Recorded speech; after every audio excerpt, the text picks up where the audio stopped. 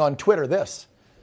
I condemn the assault on democracy and on the peaceful transfer of power in Brazil.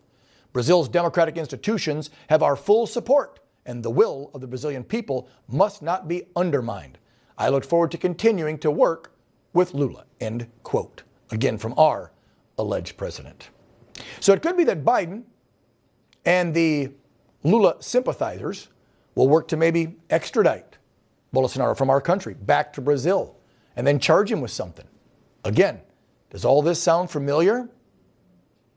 To get the very latest on the intense situation happening in Brazil right now, we're joined by political activist, commentator and journalist on Brazilian politics, Ricardo Martins. Ricardo, thank you so much for joining us here on Real America. Truly appreciate it.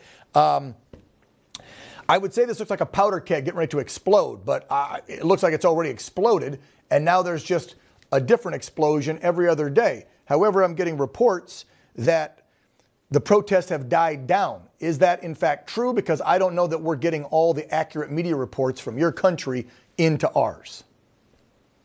Thank you, Dan. Thank you for having me here. Yes, it is happening. The people are still on the streets. Even the truck drivers are now stopping many highways in the country, and the media is covering it up. This is the same pattern that happened here in 2020. We should not forget this. And actually, what's happening right now, we have to remember this. Lula da Silva, he was convicted by 19 judges out of 12 charges against him, and he's running for presidency. We have to imagine this situation. How is to have Donald Trump as a president of the United States and having Nicolás Maduro Supreme Court? The problem in Brazil, it's the Supreme Court. And the generals also betrayed the people in Brazil.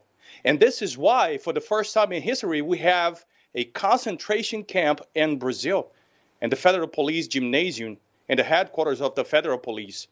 Wow. And people died there. And actually, the information that we have from insiders is the lady, she had a heart attack, and she was conducted to the nearest hospital, and she passed away. We have children who was arrested, and a 9-year-old boy and a 14-year-old girl was arrested, and even a dog was arrested within, yes, they call themselves terrorists. Well, when you start talking about socialists and communists, nothing surprises me. Doesn't matter if it's in America or in your country, sir. These socialists and these communists are bat crazy. Let's be real. I mean, arresting kids and a dog. That's probably what's coming next to this country. I mean, we still have political prisoners in a D.C. gulag-style jail because they were on the steps of our house. Didn't damage anything, didn't hurt anyone, but there are people still in a jail. You know, we're talking 2 years later because they walked through our house or they stood on steps. So it would make sense in a country like yours where things are a bit more wilder than even America, they're arresting dogs and kids. I mean, this is insane. Now, this all sparked, of course, because of the election, similar to what happened here in our country. And we know that President Trump and your former President Bolsonaro got along well. They had some and many similarities, right?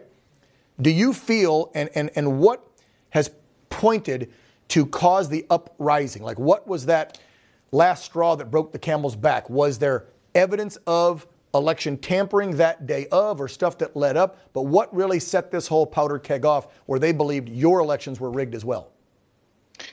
Remember, 2018, Lula, he was arrested and he was taken out of jail by a Supreme Court judge. We have to imagine this.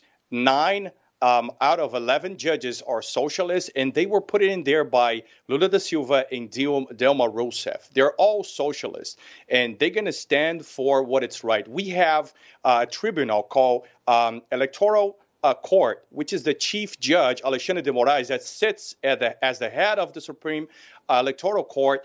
He is against Bolsonaro 100%. And we knew this situation was coming against her after 2020 elections in America. And the people went to the streets after the election results because we were preparing for this. But now what's coming next, we actually don't know yet, but we are preparing.